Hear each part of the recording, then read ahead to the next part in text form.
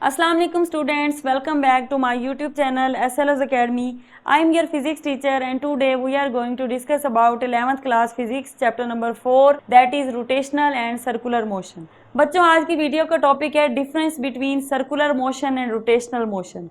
तो आज हम क्या डिस्कस करने जा रहे हैं, सर्कुलर और रोटेशनल मोशन का डिफरेंस। चलिए स्टार्ट करते हैं। The number 1 point is it is arbitrary motion. Circular motion को हम ऑर्बिट्रेरी मोशन भी कहते हैं।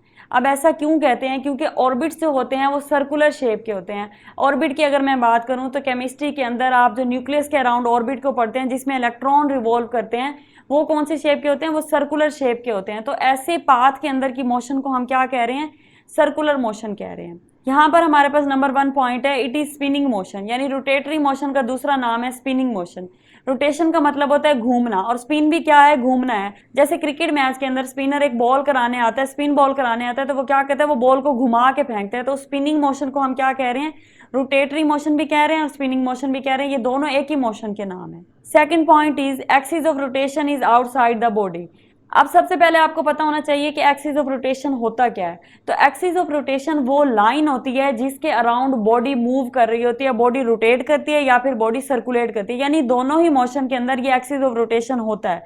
बस फर्क ये है कि सर्कुलर मोशन के अंदर axis of rotation is outside the body, but on the other hand axis of rotation is inside the body in the case of rotational motion. लेकिन रोटेशनल मोशन के केस में क्या होता है? वो बॉडी के अंदर होता है। अब इस बात का मतलब ये है कि जो एक्सिस ऑफ रोटेशन है वो सर्कुलर मोशन के केस में बॉडी का अपना हिस्सा नहीं होता, यानी वो एक कोई अलग से चीज है, कोई बाहर की एक्सटर्नल चीज है जिसके अराउंड बॉडी मूव कर रही है। जैसे अर्थ जब सन के अराउंड मूव कर रही होती है तो जो सन है वो क्या होता है? वो एक्सिस ऑफ रोटेशन होता है ना अर्थ के लिए, क्योंकि वो उसके अराउंड सर्कुलेट कर रही है। तो वो जो एक्सिस ऑफ रोटेशन सन है वो कहीं से भी अर्थ का अपना हिस्सा नहीं है ना, उसकी बॉडी का पार्ट तो नहीं है ना, वो एक अलग से एक्सटर्नल चीज है जिसके अराउंड क्या कर रही है? अर्थ सर्कुलेट कर रही है। लेकिन अगर हम रोटेशन की बात करें तो इसके अंदर फॉर एग्जाम्पल जैसे हम पंखे की बात करें, जो पंखा फैन है हमारा, सीलिंग फैन है, उसके जो विंग्स हैं वो क्या कर रहे होते हैं? वो रोटेट कर रहे होते हैं। और किसके अराउंड रोटेट कर रहे होते हैं? वो जो रॉड लगा होता है जो कि हमारी सीलिंग के साथ अटैच होता है उसके अराउंड रोटेट कर रहे होते हैं। तो अब वो जो रोड है, अगर आप पंखे को देखें तो वो रोड जो है ना वो पंखे का अपनी बॉडी का हिस्सा होता है। तो इसलिए यहाँ पर मैंने कहा कि axis of rotation is inside the body, उस बॉडी के अपने अंदर होगा उसके एक्सिस ऑफ रोटेशन। लेकिन सर्कुलर मोशन में क्या है? वो आउटसाइड द बॉडी है, जैसे सन है। Third point is the object just moves in circle. अब सर्कुलर मोशन में क्या होता है कि object just moves in circle. Just move का मतलब ये है कि सिर्फ ऑब्जेक्ट मूव कर रहा है, नो रोटेशन, कोई और चीज नहीं हो रही, सिर्फ क्या हो रहा है? वो मूव कर रहा है एक सर्कुलर पाथ के अंदर। उसके बरक्स यहाँ पे क्या हो रहा है? The object rotates about an axis. अब यहाँ पर वो मूव नहीं कर रहा अपने एक्सिस के बाहर, बल्कि रोटेट कर रहा है, घूम रहा है। यानी जैसे पंखे के पर क्या होते हैं उसके रोड के बाहर घूम रहे होते हैं, तो घूम रहे हैं, वो मूव नहीं कर रहे। Fourth point is it is 2 dimensional motion. इससे पहले भी हम डायमेंशंस के कंसेप्ट को पढ़ चुके हैं। जैसे अगर मैं आपको एग्जांपल दूं कि जब हमने प्रोजेक्टाइल मोशन वाला टॉपिक पढ़ा था तो उसमें हमने पढ़ा था कि प्रोजेक्टाइल मोशन क्या होती है?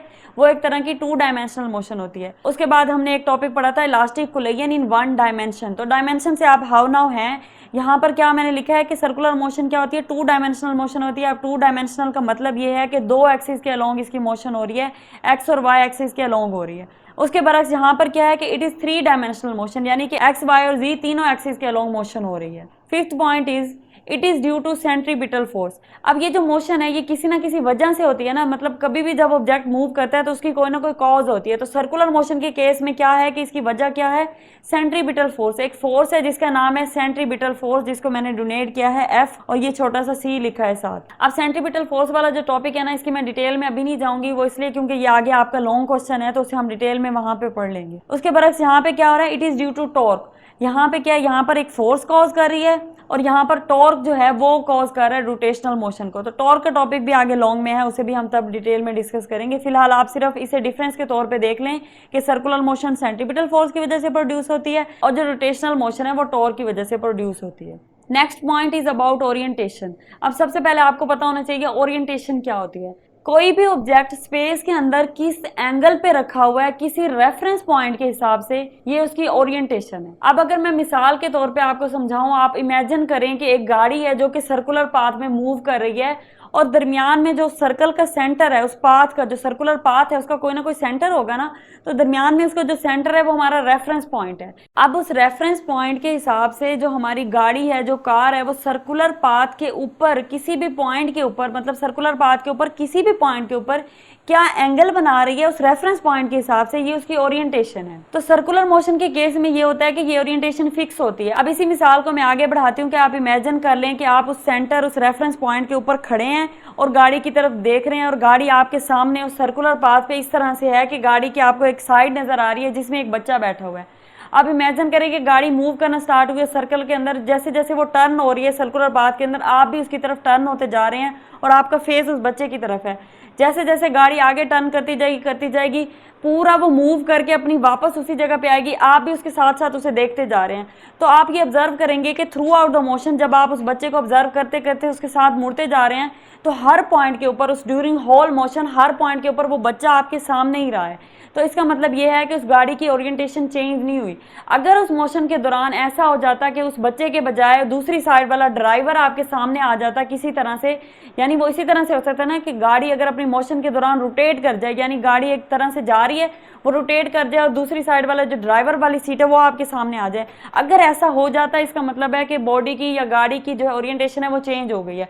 लेकिन ऐसा नहीं होता सर्कुलर मोशन के दौरान, इसलिए हम क्या कहते हैं, इसकी जो ओरिएंटेशन है वो फिक्स रहती है। उसके बरक्स यहाँ पर क्या होता है कि जो रोटेशनल मोशन है उसमें ओरिएंटेशन चेंज होती है। उसमें ओरिएंटेशन चेंज क्यों होती है?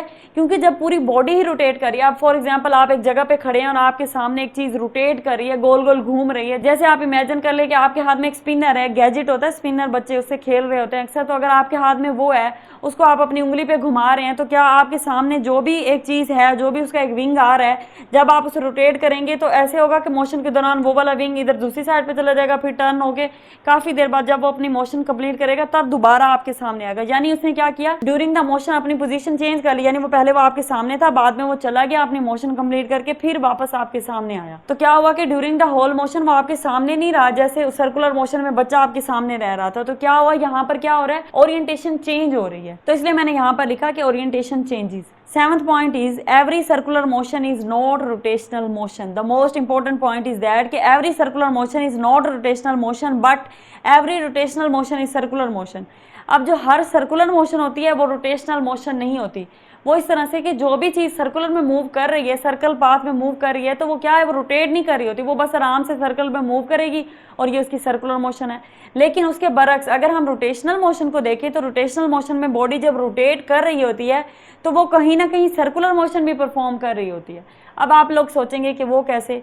अगर हम होल बॉडी को देखें, पूरी बॉडी को देखें, तो वो पूरी बॉडी तो रोटेट ही कर रही है, सर्कुलेट नहीं कर रही, मतलब रोटेशनल मोशन परफॉर्म कर रही है। लेकिन अगर हम माइक्रोस्कोपिक लेवल पे जाके उसके अंदर के जो पार्टिकल्स हैं, जो छोटे उसके हिस्से हैं जिनसे मिलके वो बनी है, उनको देखें, छोटे एटम्स को देखें, तो वो जो एटम्स है ना वो सर्कुलर मोशन परफॉर्म कर रहे होते हैं। मतलब आप इमेजिन कर लें कि आप एक बॉल को स्पिन कर रहे हैं, अपने हाथ के अंदर लेके स्पिन कर रहे हैं, तो क्या है कि बॉल जो ओवरऑल है वो रोटेटिंग मोशन कर रही है, पूरी बॉल क्या कर रही है, रोटेट कर रही है, स्पिन हो रही है, घूम रही है।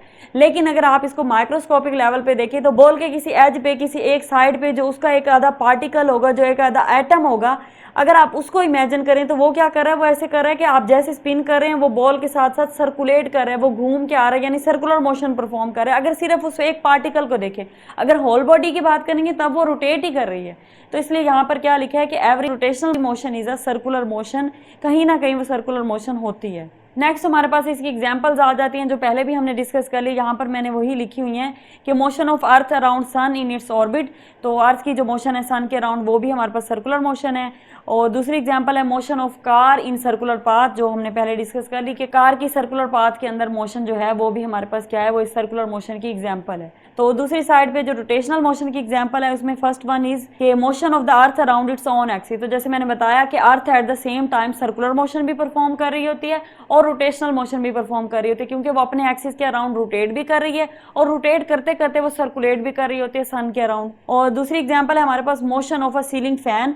तो जो फैन की एग्जाम्पल है वो हमारे पास रोटेटिंग मोशन के अंदर है, क्योंकि उसका एक एक्सिस ऑफ रोटेशन होता है जो कि उसकी बॉडी के अंदर होता है और उसके विंग्स जो होते हैं वो उसके अराउंड रोटेट कर रहे होते हैं। तो ये था बच्चों आज का topic, difference between rotational motion and circular motion. I hope आपको समझ आ गया होगा।